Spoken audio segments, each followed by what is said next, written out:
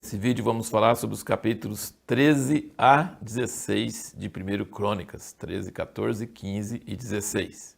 E você percebe que quase a primeira coisa que Davi faz é consultar os chefes do exército, do povo, e levar a arca do Senhor da casa onde tinha ficado muitos anos e ninguém procurava mais, no tempo de Saul. E ele queria levar a arca para ficar perto dele na cidade de Davi, em Jerusalém. Ele conquistou Jerusalém, primeira coisa do seu reinado, e a segunda coisa, ele quer levar a arca para lá. E ele está com toda alegria, convocou toda a nação de Israel, convocou os músicos e está dançando e alegrando diante de Deus, e de repente, Uzá morre. Que vergonha! Ele fica envergonhado diante de todo o povo. Uzá morre porque pôs a mão na arca e porque os bois estavam tropeçando. A intenção foi boa, de estabilizar a arca, e a culpa não é de Uzá, mas a culpa é de Davi, que foi levar a arca. Ele achou que estava fazendo grande coisa, levar uma arca num carro novo de bois. Carro novo, legal, chique, né? Mas ele cometeu um erro grave. Ele consultou o exército e as pessoas, ele não consultou a palavra escrita. E aí responde nossa pergunta do último vídeo.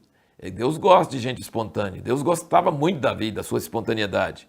Mas tem hora que a espontaneidade extrapola, quando sai fora da palavra. E aí, quando aconteceu isso, ele ficou muito triste, envergonhado, acabou a festa. A arca foi para a casa de Obed-Edom, que estava ali ao lado, e ficou 3 meses lá. E a casa de Obed-Edom foi abençoado nesses 3 meses. É uma bênção visível, notável. Não explica como que era, mas havia bênção na casa dele. Certamente era prosperidade, sei lá, alguma coisa. E você nota então que a arca pode matar, matou Uzá, e pode abençoar. É poderoso, é a presença de Deus. A presença de Deus é maravilhosa, mas se não seguir segundo a palavra, pode matar. Em Atos nós vemos a morte de Ananias e Safira, com a presença do Espírito Santo. Então a presença de Deus pode curar e pode matar, existe essas duas coisas. E aí Davi, depois de ter sofrido tudo isso, ele vai e consulta a palavra e vê que está escrito na palavra que os levitas e sacerdotes devem carregar a arca. E aí ele explica para eles, né, ele explica no capítulo 15, ele fala, versículo 2, então disse Davi, ninguém deve levar a arca de Deus senão os levitas, porque o Senhor os elegeu para levarem a arca de Deus e para os servirem para sempre. Aí ele convoca todo Israel de novo. Pensa assim, Davi conhecia Deus, amava a Deus, cria em Deus, um Deus invisível, na época do Velho Testamento, sem a presença do Espírito Santo como nós temos hoje. É impressionante, Davi, como ele conhecia Deus. E ter coragem de chamar todo Israel de novo. Chamou uma vez e deu errado. 3 meses de novo, ele chama de novo, agora com fé, num livro antigo, que não vai ter morte novamente. Só que, e o medo? E aí pegaram... E aí, quando Deus ajudou os levitas, o que é ajudar os levitas? Não caíram mortos. Por quê? Uzá pôs a mão em cima para segurar, morreu. E os levitas estão levando embaixo. E não morreram. E aí, então, sacrificaram e alegraram, e com júbilo, e chegou para Jerusalém e colocou lá na tenda, perto da casa de Davi. E Mical, a filha de Saul, zombou de Davi, repreendeu ele, falou assim, você é um rei, parece um cantor sertanejo, parece um vagabundo qualquer, sei lá. Ele disse assim que ele não manteve a honra, a reverência, o respeito do seu ofício. E Davi falou assim, diante de Deus, eu não quero ter ares de alguém importante. Diante de Deus eu quero me alegrar. E Mical morreu sem filhos, estéril, até o dia da sua morte. Isso nos fala, então, que Davi representa um pouco esse movimento do Espírito Santo, pentecostal, carismático, que comete alguns absurdos e pessoas morrem, comete algumas coisas que não são segundo a palavra. Tem que estudar a palavra, não pode ser ter o Espírito Santo. Mas o Espírito Santo e a espontaneidade e a alegria diante de Deus é muito importante. Davi instituiu os músicos, aquela coisa maravilhosa. Mas então, e nós vemos no século passado, no mover do Espírito Santo, e no início também do século XXI, que as igrejas com o mover do Espírito Santo e os dons e tudo multiplicam.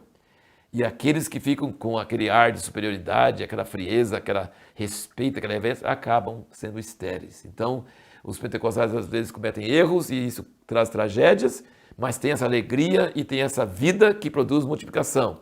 e os tradicionais e aqueles que não, que são contra essa espontaneidade acabam sendo estéreis. Então a gente tem que achar esse equilíbrio de estudar a palavra, mas de ter espontaneidade. E veja que coisa mais interessante. Deus não achou ruim com Davi dele levar a arca para a casa dele, para perto da casa dele, uma tendazinha que ele arrumou lá. Mas se fosse olhar as escrituras, ele deveria ter levado a arca de volta para o tabernáculo de Moisés, que estava lá no alto de Gibeão. Lá no alto de Gibeão tinha os sacerdotes e tinha o altar de bronze e o altar de incenso e o átrio, o santo lugar, o santo dos santos, só que no santo dos santos tinha nada, porque a arca não estava lá. A arca foi para a terra dos filisteus. Quando voltou dos filisteus, eles abriram, morreram um bocado de gente, mandaram para aquela casa onde ficou muitos anos, e depois Davi pegou e ia levar para a casa dele, não ia levar lá para o tabernáculo. Então você vê que Deus não é detalhista, não exigiu que Davi fosse ao ponto de levar a arca de volta lá para o tabernáculo. Porque a arca, não foi Davi que tirou a arca do tabernáculo. A arca nunca tinha voltado para lá depois dos filisteus. Então ele falou, eu quero Deus perto de mim, e pôs a arca lá. E ele sacrificava no caminho, sacrificou diante da arca lá, sem o altar de bronze, sem as coisas certas que Moisés tinha estabelecido. Então você percebe que algumas coisas é atravessar a linha. Usar com a mão em cima da arca e tentar estabilizar e carregar em carro de boi, não, isso não pode. Mas a espontaneidade de Davi e o amor dele por Deus e o zelo dele por Deus, Deus não teve importância dele sacrificar fora do altar. E ele, sabe o que ele fez? Ele colocou músicos nos dois lugares. Ele colocou lá no tabernáculo de Gibeão, onde tinha o altar de bronze feito por Moisés e o altar de incenso, mas não tinha a arca no Santíssimo Lugar, mas ele colocou os sacerdotes fazendo os sacrifícios lá e colocou músicos lá diante de Deus direto e colocou músicos aqui, perto da casa dele, na cidade de Davi. Então Davi era muito espontâneo, mas existem momentos onde a espontaneidade dava problemas e a gente precisa aprender com essas coisas, com essas lições dele. E o capítulo 16 é maravilhoso, é um salmo, é como os salmos, você vai encontrar nos 150 salmos, mas esse é um salmo de Davi. E eu não sei se você vai lembrar que em Êxodo nós falamos sobre a palavra Hesed. Hesed significa misericórdia fiel, duradoura, que Deus exerce misericórdia em cima da sua aliança. Você vai ver isso no versículo 34 do 16, ele diz, dai graça ao Senhor, porque Ele é bom, porque a sua benignidade dura para sempre. Olha, você fala benignidade, para nós não significa nada. Mas essa palavra no original é Hesed.